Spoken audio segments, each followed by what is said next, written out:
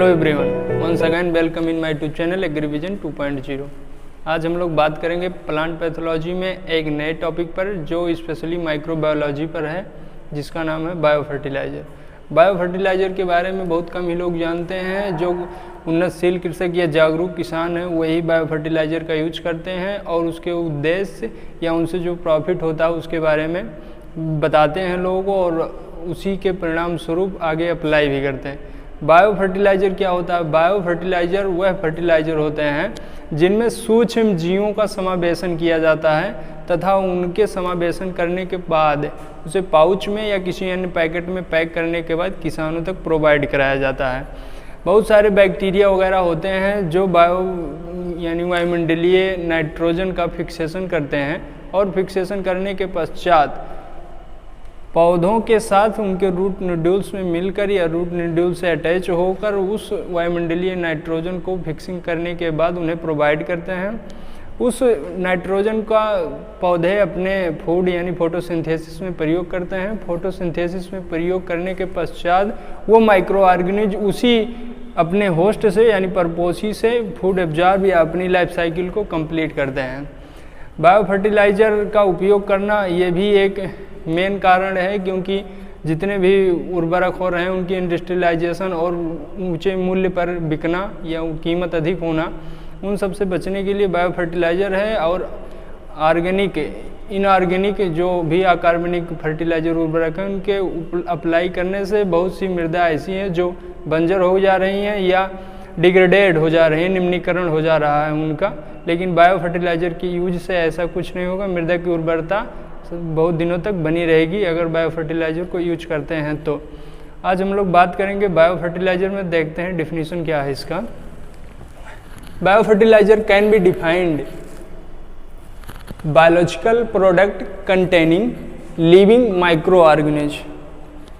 Bio fertiliser को एक प्रकार से परिभाषित कर सकते हैं जिनमें बताया जाएगा कि माइक्रो ऑर्गेनिज्म के कंटेनिंग पाया जाए, लिविंग माइक्रो ऑर्गेनिज्म जिनमें पाया जाता है, और ऐसे उत्पाद जिनमें माइक्रो सूक्ष्म जीव हैं लेकिन वो लिविंग हैं उनका यूज किया जाए, वही बायो फर्टिलाइज़र है।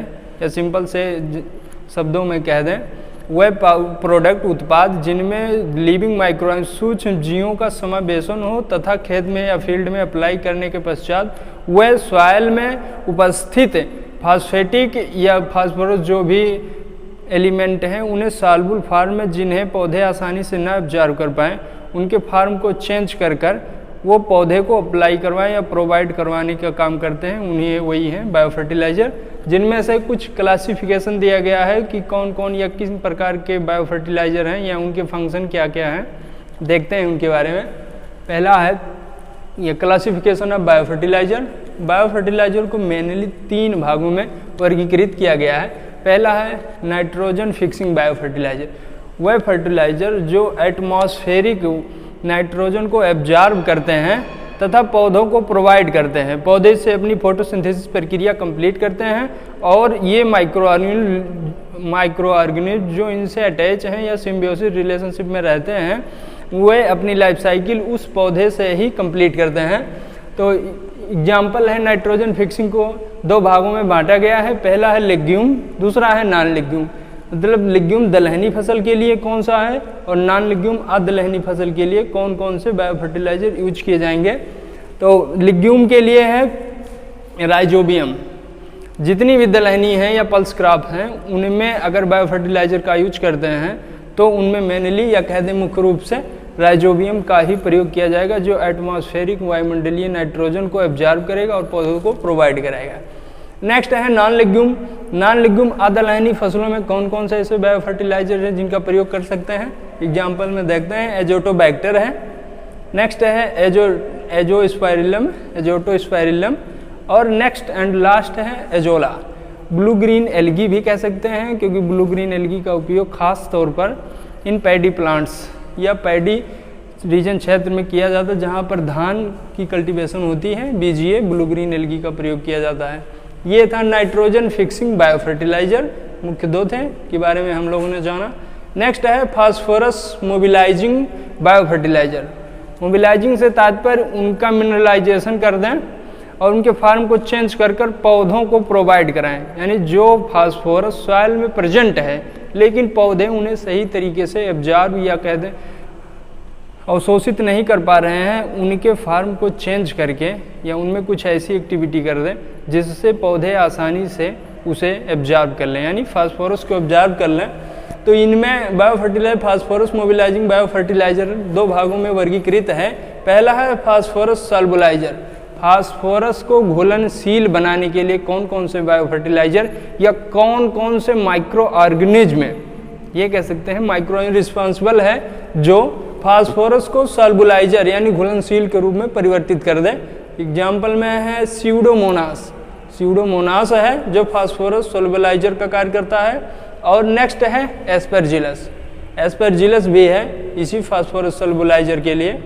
सेकंड है फास्फोरस एब्जॉर्बर, कौन कौन से ऐसे माइक्रो ऑर्गेनिज्म हैं, माइक्रो लिविंग ऑर्गेनिज्म जो फास्फोरस एब्जॉर्ब करते हैं तथा पौधों को प्रोवाइड करते हैं।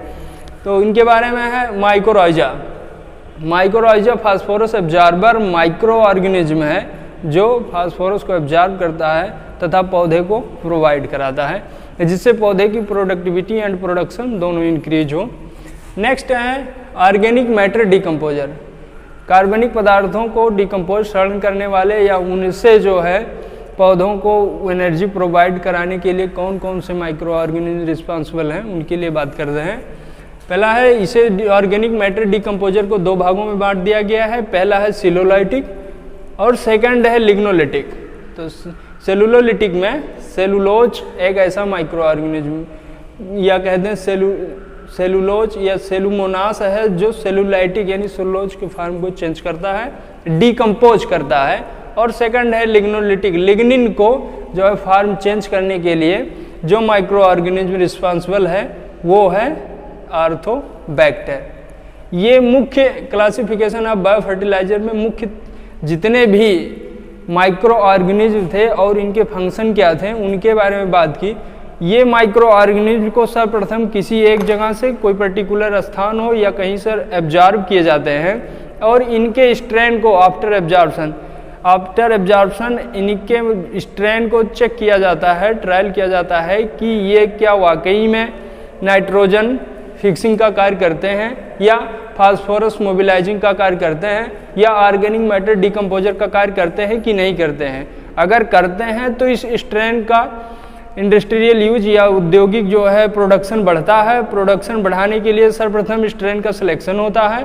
स्ट्रेन को सिलेक्शन करने के बाद इस स्ट्रेन को यानी लिविंग माइक्रो ऑर्गेनिज्म को जो भी है, चाहे बैक्टीरिया हो, फंगस हो, जो कुछ हैं, उनके बाद उनको स्टेलाइज सॉइल में मिक्स किया जाता है और स्टेलाइज सॉइल के बाद कंपोस्ट में मिक्स करने के पश्चात पैकेट बनाए जाते हैं और पैकेट में उस पैकेट को किसानों तक पहुंचाया जाता है जिसे बायो फर्टिलाइजर के तौर पर कहते हैं और सॉइल की प्रोडक्टिविटी को बढ़ाता है।